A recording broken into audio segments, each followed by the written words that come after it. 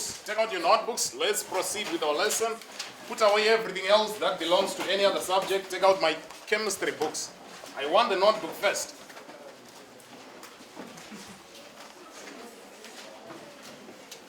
Take out your notebooks. I want to see my notebook. Before we proceed, we just have to have a look at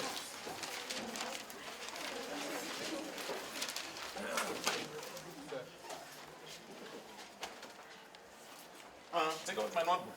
Notebook. Where is your notebook? Okay, fine. The last thing that we looked at was the potential energy diagrams for bonding and non-bonding elements. Is it? Yes. Right. Now, I like your attention. Now, what we are going to be doing is after giving you those graphs and after you've drawn the graphs, I hope you drew them accurately and you label them accordingly. Yes. Because the moment you don't label the graph clearly and in the right way, then you end up having problems when we do comparisons between the two graphs. Yes. So what I want is clear diagrams. The graph should not be flat at the bottom, is it? Yes. The graph should not be flat at the bottom. It must have the shape that I gave you. Now, straight from there, we now have to take down the following information before we proceed. I want you to take down the following information. It's information concerning those two graphs. It's information concerning those two graphs. Now, this information has to do with the forces.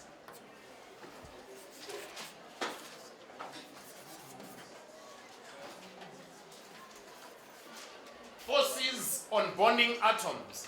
It is forces on the bonding atoms. Remember, the first graph had to do with what? Bonding atoms, is it? Yes. Now, I want you to make an analysis of what I have here.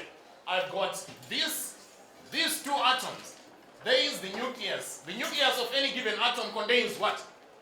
It contains protons, is it? And protons, what's the charge on the protons? Positive. They are positively charged. Fine. Now that they are positively charged, I've got two atoms that are going to bond, is it? Yes. Two atoms that are going to be bonding, and now I have this, and I have another one. That is its nucleus also. Now there is my atom.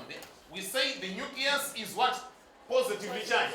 But there is an electron cloud around each nucleus, is it? Yes. There is an electron cloud around each nucleus. Now, so we have also another electron cloud around that particular nucleus. Is it? Yes. Now, make your own analysis. Make your own analysis. Which forces do you think will be in action as these two atoms are coming close to each other? Where do you expect to come up? What forces would you expect to operate in that particular system as this atom is coming or is approaching this atom, or as they are approaching each other for bonding purposes? Where do you expect to have forces in operation? One. Attraction between one of the nucleus and the electron cloud. One of the nucleus and the electron cloud of the other atom, right? Now we are saying this nucleus being positively charged and the other nucleus being positively charged. The two, they repel each other. One. Then he's also pointing out that this nucleus will definitely attract the electron cloud of the neighboring atom, is it? Yes. Fine. And the same would apply between the nucleus on one side and the electron cloud on the other side. Fine. What else? We can't have just these few people. Okay. Repulsion between the two electron clouds. She's suggesting that there are two electron clouds, and so this electron cloud will repel the other electron cloud, is it? Yes. Right, if that is clear with everybody, then we now have to move on straight from there. Now that we know that there are these forces that are in action, what are we looking at when we talk about bond energy?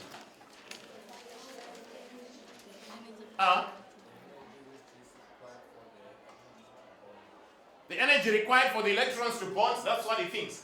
Somebody else, what do you think? When you hear of bond energy, now we have a bond. These two atoms are now bonded.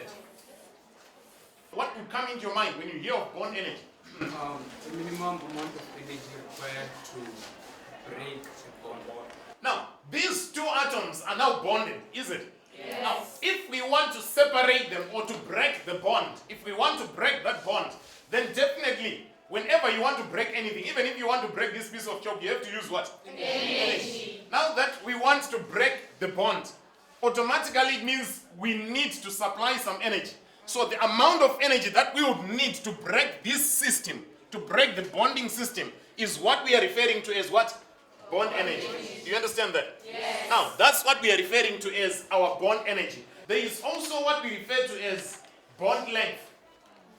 Huh? Yes. It's what we refer to as bond length. What would come into your mind when we talk about bond length?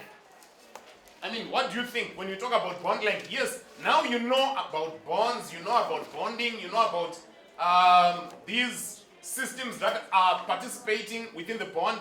Now we are saying, what would be a bond length?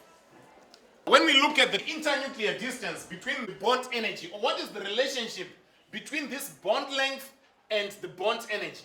We want to look at what is the relationship between the bond energy and the bond what? Length. Now, what would you think? What's the relationship? Do they have a relationship?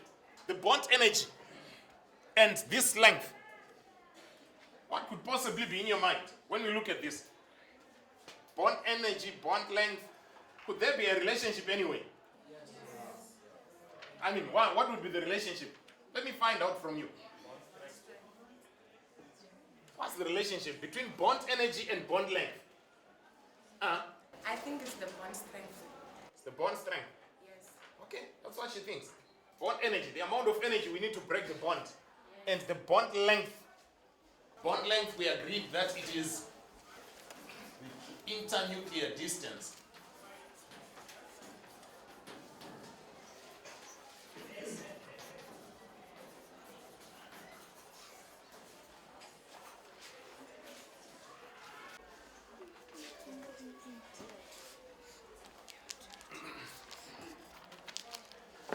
Now, one thing I want you to understand, quickly copy that down. Do that very fast, please. Fast. Copy that very fast. If you're done, then I want us to look at this. Take note of the fact that the longer the bond, or the greater the bond length, the weaker the bond. Huh?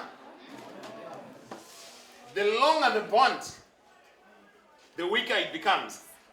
The shorter the bond, the stronger it becomes. You understand that? Yeah. Now, so we are saying bond strength is directly related to bond length, in the sense that when it is long, it is easy to what? To break it. But when it is short, yes, you need more energy to break it.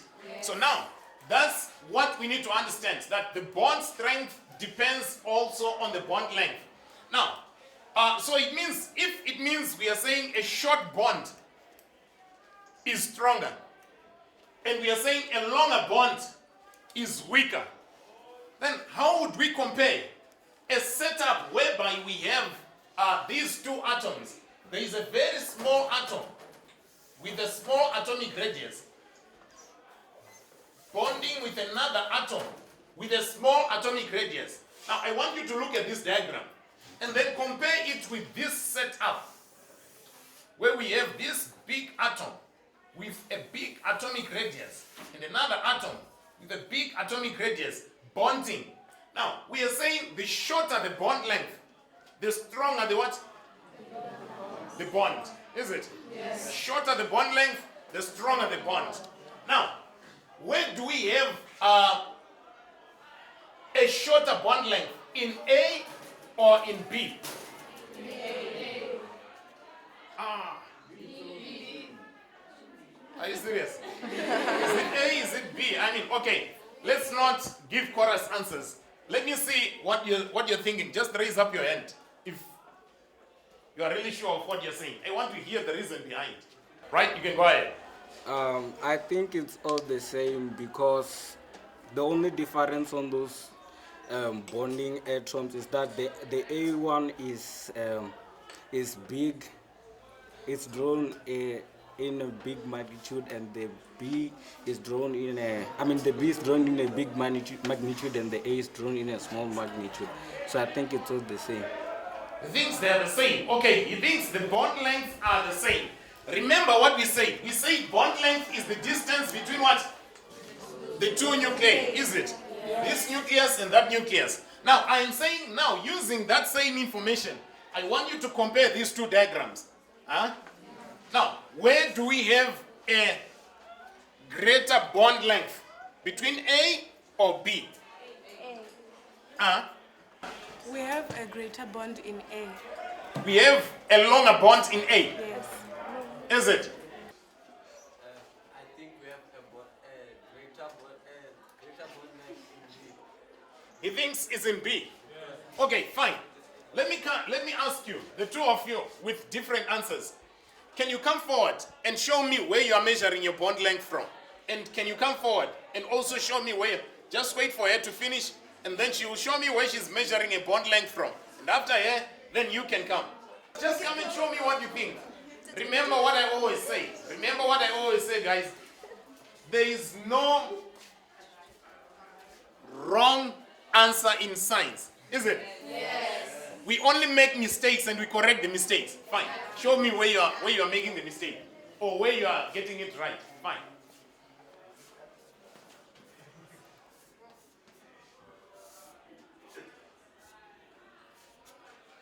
Right? Yeah. That's your bond length. Okay, explain. Here you said that if the bond length is short, then the bond strength is stronger. So I think in A, the bond strength it's more strong because of the length. Because of the length. Yes. Now, so comparing the two, A and B, where do we have a higher bond length? Not strength, but length. In B, we have a higher bond length. Yes. That's what she thinks. Okay, anyone with a different answer? You have a different explanation? Or you want to add something? Yes, come and add something. Come and give us your own explanation concerning what you understand by that.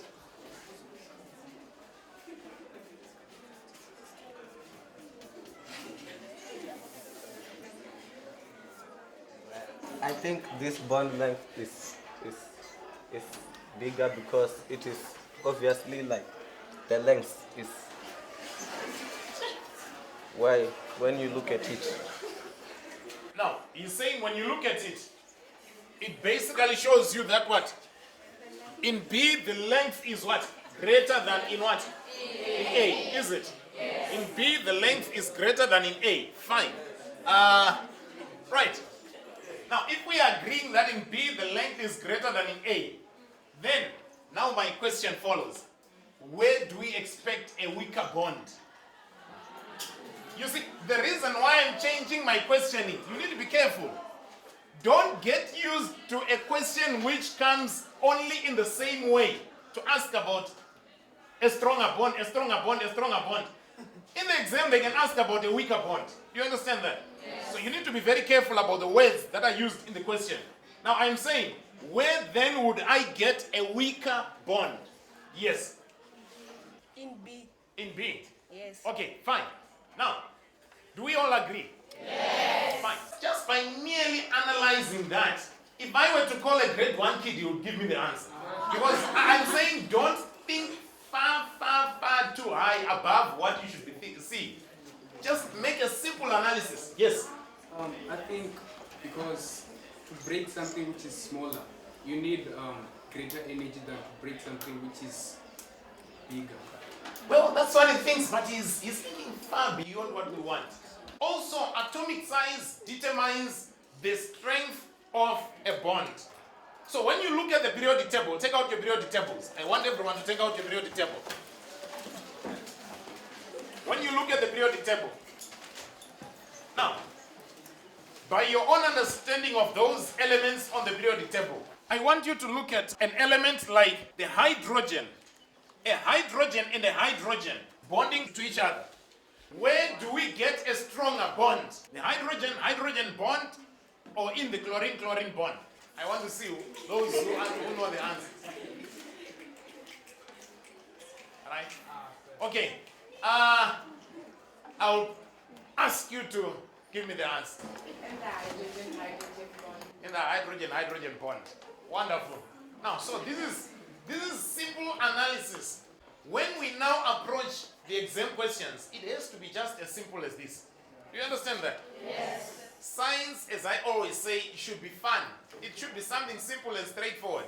Do you understand that? Yes. But it requires what? An analytical mind. Do you understand that? Yes. These are simple things that you'll be asking in the exam. They will request you to give answers in different ways. They can ask the same question, but in different what? Ways. And you need to be able to understand which word has been used. There are some of you who may be tempted to memorize some of these statements. Never memorize, is it? Yes. Never memorize, because if you memorize that, okay, the longer the bond, the weaker it becomes. Now, if we talk about a short bond, then what do? Then you end up with confusion, isn't it? Yes. Now, you don't have to memorize it, but you just have to understand it and remember it whenever it is needed.